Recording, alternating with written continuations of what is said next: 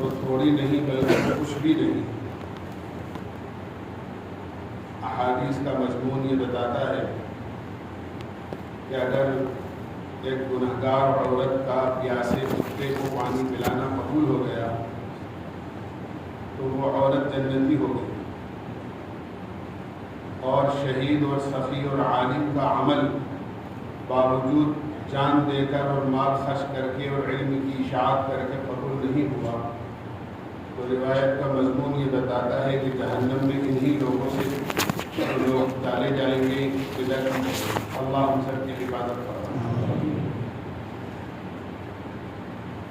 رمضان المبارک میں میں نے مختلف موقعوں پر بہت ساری باتیں جو ہماری اصلاح کی اور تربیت کی لائن کی تھیں، جس کے ہم سب محتاج ہیں، کہنے والا بھی اور سننے والے بھی، عرض کی ہے۔ اور اللہ کا شکر ہے ہم لوگ اس تربیت کے مہینے میں جو اللہ تعالیٰ پورے سال میں ایک مرتبہ عطا فرماتے ہیں، نمازوں کا اہتمام کرتے رہے، بلکہ یہ کوشش کی کہ کسی طریقے سے اذان سے پہلے مسجد میں آ جائیں، صف اولیٰ کا اہتمام کیا، اسی طرح دیر تک قرآن کریم کی تلاوت کی، ہم نے زکوٰۃ کے فریضے کو ادا کیا کہ اللہ کے بندوں کی خیر خواہی کا جذبہ اپنے دلوں میں رکھ کر اس رمضان المبارک کے مہینے میں ہمارا فریضہ ادا ہو جائے اور اللہ کے بندوں کی جو غریب مسلمان ہیں ان کی ضرورتیں پوری ہو جائیں۔ اور آج رمضان المبارک کا 29واں روزہ ہم پورا کرنے جا رہے ہیں۔ اللہ کے ہاں قبولیت کی ایک بڑی علامت یہ بھی ہے کہ اللہ تعالیٰ اگر بعد میں اعمال کی توفیق دیتا رہے تو یہ سمجھو پچھلا عمل ہمارا قبول ہو رہا ہے۔ علماء نے لکھا ہے ایک نماز کے بعد اگر دوسری نماز کی توفیق مل رہی ہے تو یہ سمجھو کہ پچھلی نماز کی قبولیت کی علامت ہے۔ ہم دنیا کے اندر دیکھتے ہیں ہمارا کوئی سیمپل پاس ہو جاتا ہے تو اگلے کام کا آرڈر مل جاتا ہے، آدمی کو کام کرنے کے مواقع فراہم ہو جاتے ہیں۔ لیکن اگر آپ کو آگے کام کرنے کا موقع نہیں ملا، آپ کو کام بنانے کا آرڈر نہیں ملا، تو یہ سمجھو کہ آپ کا سیمپل پاس نہیں ہوا۔ ہم اگر رمضان المبارک کے بعد میں جس طرح رمضان المبارک میں اعمال کا اہتمام کرتے رہے، اگر بعد میں بھی ہم نمازوں کا اہتمام کریں، قرآن کریم کی تلاوت کریں، اللہ کا ذکر کریں، دعاؤں کا اہتمام کریں، اپنی زندگی کو اسی انداز سے جس انداز سے ہم نے رمضان المبارک کے مہینے میں سیکھا ہے، اور اپنے گناہوں کو اللہ کے یہاں معاف کرایا ہے، اور اللہ سے پوری زندگی خیر و عافیت، صحت اور سلامتی اور ایمان اور اعمال کی حفاظت کے ساتھ گزرے، اس کی دعائیں مانگی ہیں۔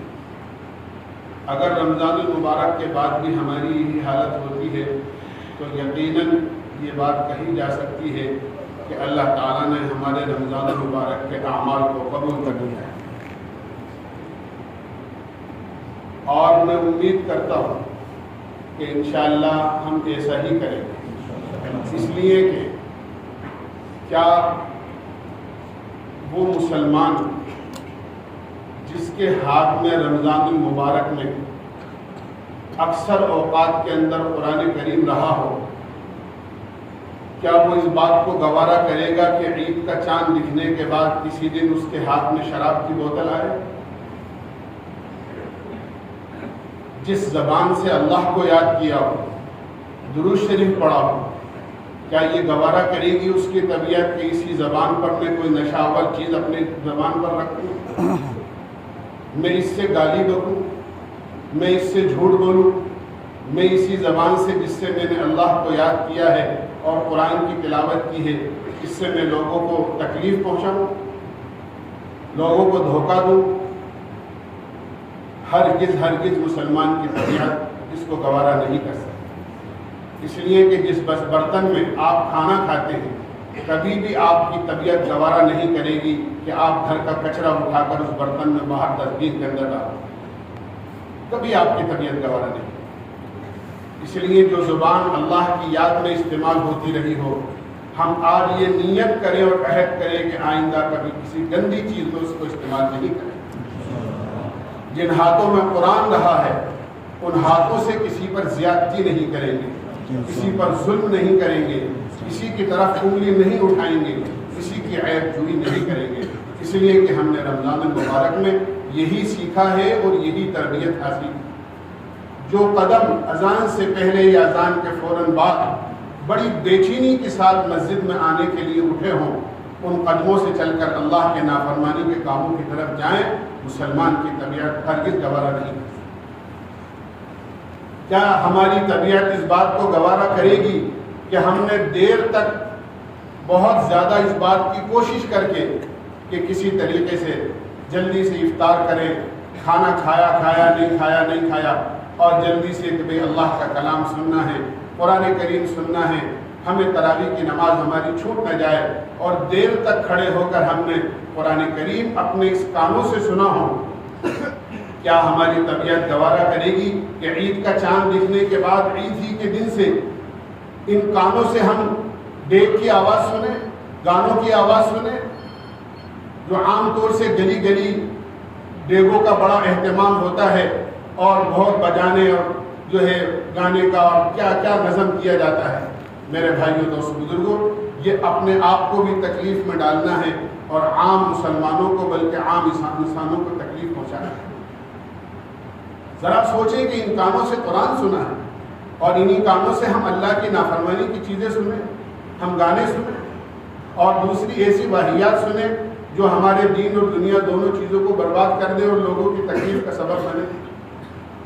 آج کے اس مبارک دن کے اندر جو رمضان بھی ہے اور جمعہ کا دن بھی ہے، عہد کریں کہ انشاءاللہ آئندہ ہم کبھی ایسی کوئی حرکت نہیں کریں گے جس سے رمضان المبارک کی نیکیاں ضائع ہوں۔ اللہ کے نبی علیہ الصلوۃ والسلام ہمارے لیے نمونہ ہے۔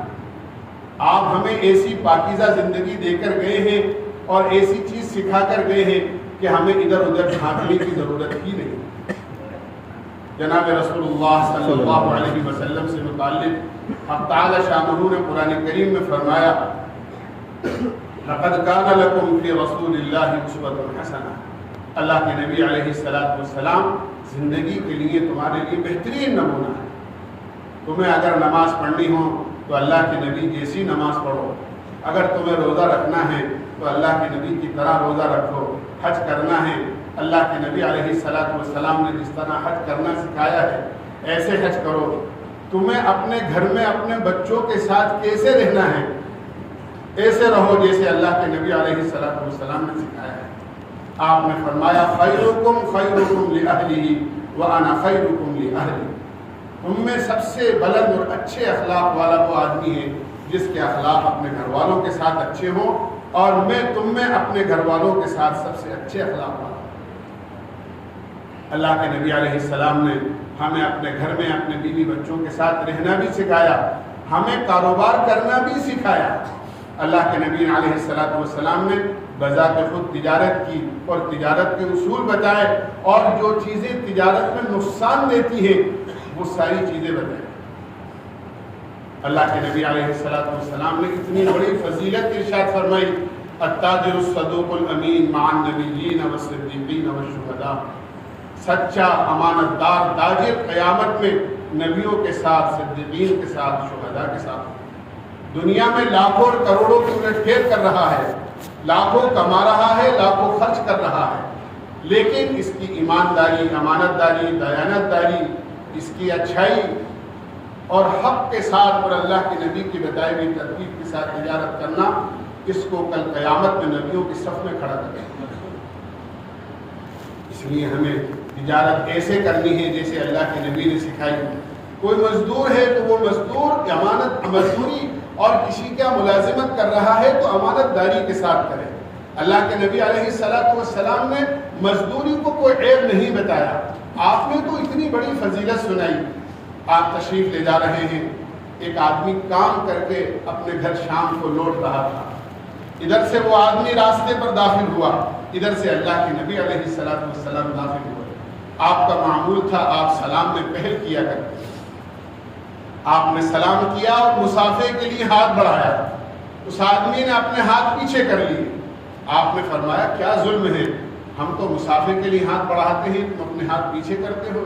اللہ کے نبی مزدور آدمی ہوں, گالے مٹی کا کام کر کے آیا ہوں, ہاتھ خراب ہیں, آپ کے ہاتھ بڑے پاکیزہ اور نرم ہیں, میں اپنے گندے ہاتھوں سے مسافہ کروں گا, آپ کے ہاتھ بھی خراب ہو جائیں گے. آپ نے فرمایا نہیں, ہاتھ آگے بڑھاؤ, مسافہ کرو.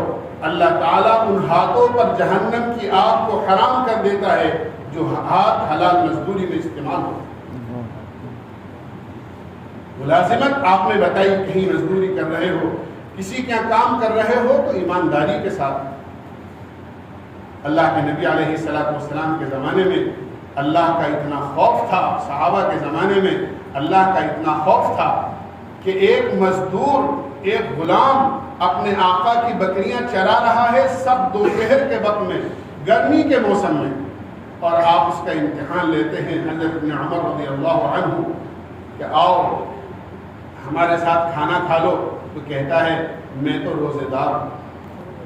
اتنی سب گرمی میں روزہ کہ ہاں میں اپنے ایام خالیہ کو پر کر رہا ہوں, میں اپنی آخرت کی تیاری کر رہا ہوں. پھر اس کا امتحان لیا کہ ایک بکری ہمیں بیچ دو, مزدوری دیں گے, کھانا بنائیں گے, شام کو ہمارے ساتھ ہی افطار کر لینا. کہا کہ نہیں, میں اس بکریوں کا مالک نہیں ہوں, ان کا مالک تو کوئی اور ہے جو مدینے میں رہتا ہے, میں ان کی اجازت کے بغیر آپ کو کیسے بیچ سکتا ہوں. تو کہنے لگے کہ اس وقت مالک کہاں دیکھ رہا ہے, تو آسمان کی طرف انگلی اٹھا کر کہنے لگا این اللہ این اللہ, اللہ کہاں چلے گئے. اگر میرا دنیاوی آقا نہیں دیکھ رہا ہے تو جو اصلی آقا ہے ہمارا اور آپ کا اور سب کا خدا, وہ تو دیکھ رہا ہے. ایسی اللہ کے استحضار کے ساتھ اور اللہ کے خوف کے ساتھ اور امانت داری کے ساتھ ایک زمانے میں کسی کی ملازمت ہوتی ہے. اس لیے ہم دنیا کے جس شعبے میں کام کریں ہم سنت اور شریعت کو محفوظ رکھیں. اللہ کے نبی علیہ السلام نے ہمیں کہیں بغیر رہبری کے نہیں چھوڑا ہے. ماں کے پیٹ میں انسان کی ابتدا ہونے سے لے کر قبر کے پیٹ میں جانے تک جتنے حالات انسان پر آ سکتے ہیں اور انسان جتنی منزلوں سے گزر سکتا ہے, اللہ کے نبی علیہ السلام کی شریعت میں ہر شعبے کی رہبری موجود ہے. اللہ کے نبی علیہ السلام ارشاد فرماتے ہیں ترکتکم علی شریعۃ بیضاء لیلھا کنہارھا, میں تمہیں ایسی پاک پاکیزہ روشن شریعت دے کر جا رہا ہوں جس میں اندھیرا ہے ہی نہیں, اس میں تو روشنی ہی روشنی ہے, اس کی رات بھی دن کی طرح روشنی. اس لیے ہمیں اپنے کوئی بھی مسئلے کا حل ہو اور تلاش کرنا ہو اس کو شریعت میں تلاش کریں, اس کو قرآن میں تلاش کریں. آج تو قرآن کریم کو ہم نے چھوڑ دیا ہے, حالانکہ جناب رسول اللہ صلی اللہ علیہ وسلم ارشاد فرما کر گئے ترکت فیکم امرین ان تمسکتم بہما لن تضلوا ابدا, کتاب اللہ و سنت رسولی او کما قال رسول اللہ صلی اللہ علیہ وسلم, کہ تمہیں دو چیزیں ایسی دے کر جا رہا ہوں, اگر تم اس کو مضبوطی کے ساتھ تھامے رکھو گے تو دنیا کی کوئی طاقت تم کو گمراہ نہیں کر سکتی. ایک اللہ کی کتاب ہے اور ایک میرا طریقہ اور میری سنت ہے. آج ہم نے دونوں ہی چیزوں کو چھوڑ دیا. قرآن کریم اللہ تعالیٰ نے اس لیے دیا ہے تاکہ وہ قرآن کریم ہمارے سر کے بالوں سے لے کے پیر کے ناخن تک پوری زندگی میں آ جائے. اللہ کے نبی کے زمانے میں تو یہ کتابی شکل موجود تھی ہی نہیں جو آج ہمارے لیے آسانی کے ساتھ ہمارے علماء کرام نے, بزرگان دین نے ہمارے لیے کتاب کی شکل میں قرآن کو مہیا کیا ہے. ورنہ تو قرآن کریم انسانوں کی زندگی میں ہوا کرتا تھا. اگر کسی کو اس زمانے میں قرآن کی کسی آیت کی تفسیر معلوم کرنی ہوتی تھی تو وہ تو صحابہ کی زندگی دیکھتے تھے کہ جو چیز صحابہ کی زندگی میں ہے سمجھو کہ وہ قرآن میں ہے, اور جو صحابہ کی زندگی میں نہیں ہے وہ قرآن میں نہیں ہے. کیونکہ اللہ کے نبی علیہ السلام کی خود کی زندگی قرآن کا نمونہ تھی. آپ کی وفات کے بعد ایک صحابہ کی جماعت حضرت عائشہ صدیقہ رضی اللہ عنہا کی خدمت میں حاضر ہوئی اور کہنے لگے کہ آپ ہم سے حضور اکرم صلی اللہ علیہ وسلم کے اخلاق بیان کیجیے۔ آپ نے فرمایا کیا تم لوگ قرآن نہیں پڑھتے ہو؟ صحابہ نے عرض کیا قرآن تو پڑھتے ہیں۔ فرمایا خلقہ القرآن، آپ کے سارے اخلاق جو ہیں وہ پورا قرآن ہے۔ جو کچھ صفحات قرآن میں ہے وہ سب لمحات حیات میں ہے۔ زندگی کا کوئی لمحہ، زندگی کا کوئی سانس اور زندگی کا کوئی وقت اور زندگی کا کوئی گھڑی گھنٹہ اللہ کے نبی علیہ السلام کا قرآن سے ہٹ کر نہیں۔ آج کتنے افسوس کی بات ہے کہ آج ہمارا مسلمان بھائی سب کچھ پڑھا ہوا ہوتا ہے لیکن قرآن ہی پڑھا ہوا نہیں۔ دنیا کی اقوام یہ سمجھتی ہے کہ قرآن کریم مسلمانوں کی کتاب ہے اور مسلمان یہ سمجھتے ہیں کہ اس قرآن کریم کا تعلق اور اس اللہ کی کتاب کا تعلق تو علماء سے ہے، حفاظ سے ہے، جنہیں رمضان میں قرآن سنانا ہے تراویح میں کھڑے ہو کر، اس کا تعلق تو ان سے ہے، باقی ہم تو رہے کاروباری لوگ، ہم تو رہے تاجر، ہم تو رہے مزدور۔ اکثریت ایسی مل جائے گی جو قرآن کریم کو پڑھی ہوئی نہیں۔ حالانکہ ایک زمانہ ایسا تھا کہ قرآن کریم کو سیکھنے کا اتنا شوق تھا کہ ماں نے اپنے بچے کا دودھ چھڑایا۔ یہ کوئی زیادہ لمبی پرانی بات نہیں بتا رہا ہوں، ماں نے اپنے بچے کا دودھ چھڑایا۔ 2 سال سے زیادہ تو ماں بچے کو دودھ پلا ہی نہیں سکتی، اس نے 2 سال کی مدت میں دودھ چھڑایا تو بچہ جس وقت میں دودھ چھوڑ رہا ہے وہ پاؤ پارے کا قرآن کا حافظ ہو چکا ہے۔ امام محمد رحمۃ اللہ علیہ، اسی لیے قرآن نے باقاعدہ اعلان کیا ہے وَلَقَدْ يَسَّرْنَا الْقُرْآنَ لِلذِّكْرِ فَهَلْ مِن مُدَّكِرٍ۔ ہم نے قرآن کو یاد کرنے اور سیکھنے کے لیے آسان کیا ہے کوئی اس کو یاد کرنے والا اور سیکھنے والا؟ امام محمد رحمۃ اللہ علیہ حضرت امام ابو حنیفہ رحمۃ اللہ علیہ کی خدمت میں علم حاصل کرنے کے لیے حاضر ہوئے، انہیں لایا گیا۔ امام صاحب نے پوچھا بچہ کیا پڑھا ہوا ہے، کیا قرآن کا حافظ ہے؟ پتہ چلا کہ قرآن کا حافظ تو نہیں ہے۔ امام صاحب نے کہا میرے درس میں شرکت کی شرط یہ ہے کہ جو قرآن کا حافظ ہوگا وہی میرے درس میں شرکت کر سکتا ہے، ورنہ نہیں۔ واپس کر دیے گئے، چلے گئے۔ 1 ہفتے کے بعد پھر انہیں لایا گیا اور حاضر ہوئے اور کہا کہ حضرت داخلے کی اجازت دے دیجئے۔ امام صاحب نے کہا ابھی 1 ہفتہ ہوا ہے، ابھی تمہیں سمجھایا تھا کہ میرے درس میں داخلے کی جو شرط ہے وہ قرآن کا حافظ ہونا ہے، تمہیں ابھی واپس کیا تھا، پھر 1 ہفتے میں آ گئے۔ امام محمد رحمۃ اللہ علیہ نے عرض کیا حضرت الحمدللہ 1 ہفتے میں پورا قرآن حفظ کر لیا ہے، آپ پورے قرآن میں سے جہاں سے چاہے سن سکتے ہیں۔ ابھی یہاں اپنے مرکز میں ایک بچے نے جس کی عمر 7 سال کی ہے، اس نے 7 مہینے کے اندر پورا قرآن حفظ کر لیا۔ ہم قرآن کی تعلیم کو مشکل سمجھتے ہیں کہ نہ معلوم، یہ تو بہت بڑا کام ہے، حقیقت میں اپنے مقام اور درجے کے اعتبار سے بہت بڑا کام ہے، لیکن اللہ نے اس دین کی تعلیم کو اور قرآن کی تعلیم کو بہت آسان کیا ہے۔ اور خاص طور سے میں ہمارے ان نونہالوں کے بارے میں اور ہمارے ان بچوں کے بارے میں عرض کروں گا جو اسکولوں میں جاتے ہیں، بالکل اسکول کی تعلیم دلانا چاہیے۔ ہمارے بچے گریجویشن کریں، ہمارے بچے اچھے ڈاکٹر بنیں، ہمارے بچے اچھے انجینئر بنیں، ہمارے بچے اعلیٰ سے اعلیٰ تعلیم حاصل کریں، لیکن اس کا مطلب یہ نہیں ہے کہ وہ بالکل قرآن کی تعلیم نہ سیکھیں، وہ اللہ سے ناواقف ہوں، اللہ کے نبی سے ناواقف ہوں، قرآن کی تعلیم سے اور اسلام کی بنیادی تعلیم سے ناواقف ہوں، یہ ہرگز مناسب نہیں، ورنہ اس کا نقصان یہ ہوگا، میں بالکل کھل کر صاف عرض کر رہا ہوں کہ جس طرح ہمارے بچے جب دین کی تعلیم سے واقف نہیں ہوتے ہیں تو وہ تعلیم کے ایک معیار پر پہنچنے کے بعد وہ ماں باپ کے نہیں رہتے ہیں۔ بچہ بھی کہتا ہے ابا آپ اپنے گھر پر رہیے، میں نے اپنی زندگی کے لیے ایک راستہ طے کر لیا ہے اور اپنی شریک حیات خود طے کر لی۔ بچی خود ماں باپ سے کہہ دیتی ہے کہ نہیں، میں نے اپنے طور پر اپنا راستہ چن لیا ہے اور میں نے اپنی شادی اور ساری چیزیں طے کر لی ہیں، آپ اپنے گھر پر رہیے، میں اپنی زندگی اپنی مرضی سے گزاروں۔ آج اسلام کی بنیادی اور قرآن کی بنیادی تعلیم نہ سکھانے کی وجہ سے ہمارے بچے نہ ماں کے رہتے ہیں، نہ باپ کے رہتے ہیں، نہ رشتہ داروں کے رہتے ہیں۔ خدا نہ خواستہ اگر ہم نے اپنے بچوں کی عقائد کی اور ایمانیات کی اور اسلام کی بنیادی تعلیم کی اگر فکر نہیں کی اور بچپن میں ان کو ٹھوس نہیں کیا تو یاد رکھیے بڑے ہونے کے بعد پورا پورا خطرہ ہے اس بات کا کہ یہ اللہ کے بھی نہیں رہیں گے، اللہ کے رسول کے بھی نہیں رہیں گے۔ اور زمانے کے حالات اور واقعات اس بات پر شاہد ہیں اور ہم اپنی آنکھوں سے دیکھ رہے ہیں اور اپنے کانوں سے سن رہے ہیں۔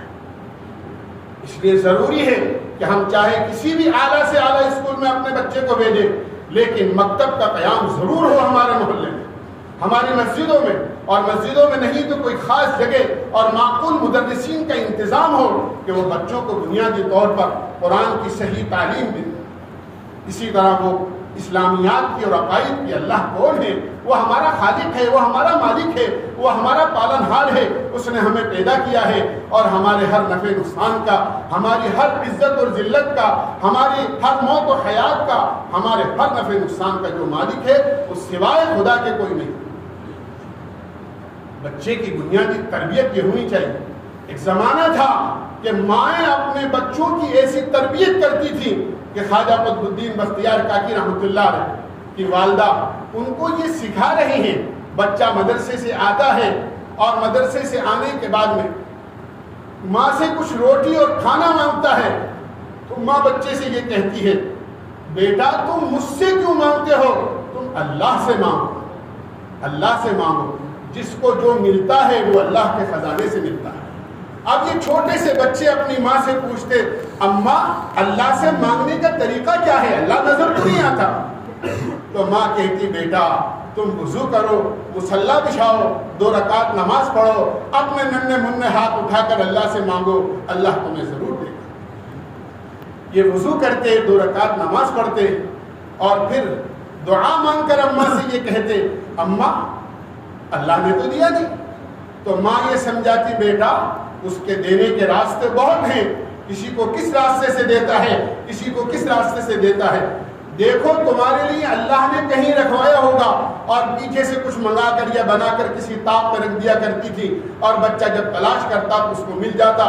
بچہ شروع سے یہ سمجھنے لگ گیا اور اس کا ذہن اور اس کا یقین یہ بن گیا، میری ماں ہے، میری پروردگار نہیں ہے، میرا باپ ہے، میرا پالنہار نہیں ہے، مجھے جو کچھ ملے گا وہ میرے اللہ کے در سے ملے گا۔ ایک مرتبہ کسی ضرورت سے باہر چلی گئی، آنے میں تاخیر ہو گئی، آج بچے کے لیے نہ کچھ بنایا نہ کچھ منگایا۔ بچہ معمول کے مطابق مدرسے سے آیا اور آنے کے بعد اس نے اپنی نماز پڑھی اور دعا مانگی، سو گیا۔ ماں کو فکر ہوئی، میں اتنے دنوں سے بچے کی تربیت کر رہی تھی، آج میرے بچے کا یقین بگڑ جائے گا کہ میری ماں ہوتی تھی تو مجھے کچھ ملتا تھا اور میری ماں آج نہیں ہے تو مجھے کچھ نہیں ملتا۔ اللہ سے دعا کی اور روئی اور گڑ گڑائی اللہ کے سامنے۔ یہ ماں کی دعا ہمیں نامعلوم کیا دلوا سکتی ہے۔ ہم تو ماں باپ کی بد دعائیں لیتے ہیں، اتنا دل دکھا دیتے ہیں کہ ماں باپ بد دعا نہیں دیتے، لیکن ان کے دل سے ایک آہ نکل جاتی ہے، وہی بد دعا بن کر ثابت ہو جاتی ہے۔ اور ماں باپ کی بد دعا سے اور ان کی آہ سے آدمی کی دنیا بھی خراب ہوتی ہے اور آدمی کی آخرت بھی بگڑ جاتی ہے۔ اللہ سے دعا کی، جب گھر آئی دیکھا بچہ سویا ہوا ہے، بچے کو اٹھایا، بچہ اٹھا، پوری کارگزاری پوچھی، بیٹا آج کیا ہوا، آج میں گھر میں نہیں تھی، کھانا وانا کھایا؟ کہ ہاں اماں کھا لیا۔ کہ کیسے؟ کہ جس طرح روز کھاتا ہوں، آیا نماز پڑھی، نماز پڑھ کے اللہ سے دعا مانگی، اللہ نے میرا مسئلہ حل کر دیا اور مجھے جہاں سے کھانا ملتا ہے وہاں سے روز کھانا مل گیا۔ لیکن اماں روز کے کھانے میں اور آج کے کھانے میں بڑا فرق تھا، جو لذت آج کے کھانے میں تھی وہ اور دنوں کے کھانے میں نہیں مجھے کبھی مل سکتی۔ ماں نے اللہ کا شکر ادا کیا اور یہ بالکل اللہ کا شکر ادا کیا، اللہ تو نے میرے بچے کی تربیت کر دی، میرے بچے کا یقین اچھا ہو گیا۔ یہ تربیتیں پہلے مائیں اور گھر والے اپنے بچوں کی کیا کرتے تھے، آج یہ چیزیں ختم ہو گئی۔ عورتیں ہیں وہ گھر میں رہتی نہیں ہیں، گھر میں ہیں تو موبائل سے فرصت نہیں ہے، موبائل سے فرصت نہیں تو باہر چلی گئی، سارا سودا سرف ساری شاپنگ عورتیں کر رہی ہیں، نہ پردے کا اہتمام ہے، نہ شریعت کے کسی حکم کی پاسداری ہے، تو کہاں سے ہمارے بچوں کی تربیت ہو؟ اس لیے ضروری ہے ہم اپنے بچوں کی اچھی تربیت کا خیال کریں، ورنہ یہ بچے ہمارے بھی نہیں اور اللہ اس کے رسول کے بھی نہیں رہیں۔ اپنے بچوں کی ایمان کی اور دین کی اور دنیا کی سب کی حفاظت اسی میں ہے کہ ہم اپنے بچوں کو دین کی اور قرآن کی تعلیم ضرور دلوائیں۔ اسی کے ساتھ ساتھ میرے بھائیوں دوستوں بزرگوں، آج ہمارے نوجوان نشے کی طرف انتہائی تیزی کے ساتھ جا رہے ہیں۔ ہر ایک جگہ آپ دیکھیں یہی شکایت ہے کہ یہ بچے ہیں، یہ گانجا استعمال کرتے ہیں، یہ شراب استعمال کرتے ہیں، یہ ٹوب سونگتے ہیں، یہ فلاں ایسے ایسے کام کرتے ہیں جو ان کی صحت کو بھی نقصان دیتی ہے اور ان کے سارے معاشرے کو تباہ کر دیتی ہے اور ان بچوں کی زندگی تباہ ہو۔ یہ بچے کسی اور کے نہیں ہیں، یہ بچے ہمارے ہی ہیں۔ اور نشے کو تو ام الخبائث کہا ہے، یہ تو ساری برائیوں کی جڑ ہے، ساری برائیوں کی جڑ۔ ہم یہ سوچتے ہیں کہ کوئی معمولی چیز ہے، ساری برائیاں ہی وجود میں اسی کی بنیاد پر آتی ہیں۔ اللہ کے نبی علیہ الصلوۃ اکرام نے لکھا ہے، شراب کی حرمت کی آیتوں کی جو تفسیر علماء اکرام نے کتابوں میں لکھی ہے کہ بنی اسرائیل میں ایک نوجوان تھا، بڑا عبادت گزار اور نیک آدمی تھا۔ ایک غلط عورت کی اس پر غلط نظر ہو گئی، اس نے کسی شہادت کی بنیاد پر اس کو بلایا، دروازے اندر سے بند کر دیے گئے، عورت تنہا تھی، اس نے 3 گناہوں کی دعوت دی۔ یہ معصوم بچہ ہے، یا تو اس کو قتل کرنا ہوگا، یا میرے سے زنا کرنا ہوگا، یا یہ شراب کی بوتل ہے اس کو پینا ہوگا۔ یہ نوجوان ایسا گھر چکا تھا کہ اس کو کوئی راستہ اپنے سے نکلنے کا نظر نہیں آیا۔ اس نے بہت غور کے بعد یہ سوچا کہ بھئی زنا تو بہت بری بلا ہے اور یہ تو بہت بڑا گناہ ہے، اور بچے کو معصوم کو قتل کرنا یہ تو بہت ہی بڑا گناہ ہے۔ چلو شراب پینا کوئی معمولی چیز ہے، تھوڑی دیر میں نشہ اتر جائے گا اور بات ختم ہو جائے گی، لیکن مجھے یہاں سے نجات تو مل جائے گی۔ کتابوں میں لکھا ہے تفاسیر کے اندر کہ اس نے اس کو ہلکا سمجھ کر شراب کی بوتل پی، ایک گلاس کے بعد دوسرا اور دوسرے کے بعد تیسرا پیتا چلا گیا، اور شراب کے نشے میں آ کر اس نے اس نوجوان عورت سے زنا بھی کیا اور اس معصوم بچے کو قتل بھی کیا۔ یہ تو اور رات دن ہم دیکھتے ہیں ایک نوجوان شراب کے نشے میں آتا ہے اور اپنی بیوی سے معمولی بات میں یا بغیر بات کے 1 2 3 کر دیتا ہے، اپنے رشتے کو بالکل منقطع اور ختم کر دیتا ہے، بچے ویران ہو جاتے ہیں، گھر تباہ ہو جاتا ہے آدمی کا۔ اس لیے میرے بھائیوں دوستوں بزرگوں، یہ ہماری ہی نسل ہے، ہمارے ہی نوجوان ہیں، ہر آدمی اپنے بچوں پر ایسا کنٹرول کرے کہ ہمارے بچے ان بری بلاؤں سے بچیں۔ اس لیے کہ اللہ کے نبی علیہ الصلوۃ والسلام نے صاف ارشاد فرمایا، وہ مبارک راتیں اور وہ مبارک ایام جن میں اللہ تعالیٰ اپنے بندوں کو بے شمار انداز میں جہنم سے آزاد کرتے ہیں اور عمومی مغفرت کا اعلان ہوتا ہے، اور چند قسم کے ایسے لوگ ہیں کہ ان جو ہے موقعوں پر بھی جن کی مغفرت نہیں ہوتی، فرمایا اس کے اندر ایک وہ بھی ہے جو نشے کا اور شراب کا عادی ہوا، اس کی بھی مبارک راتوں میں یا رمضان کے مہینے میں اس کی مغفرت نہیں ہوتی۔ اس لیے میرے بھائیوں دوستوں بزرگوں، ہمیں یہ نیت کرنی ہے کہ انشاءاللہ جس طرح رمضان المبارک میں ہم نیکیاں کرتے رہے، آئندہ بھی انشاءاللہ اسی طرح کرتے رہیں گے ساری زندگی، اور جس طرح برائیوں سے اللہ نے ہمیں بچایا ہے، انشاءاللہ آئندہ بھی ہم ساری برائیوں سے بچنے کی پوری کوشش کریں گے۔ اللہ تعالی ہمیں عمل کی توفیق نصیب فرمائے۔ وآخر دعوانا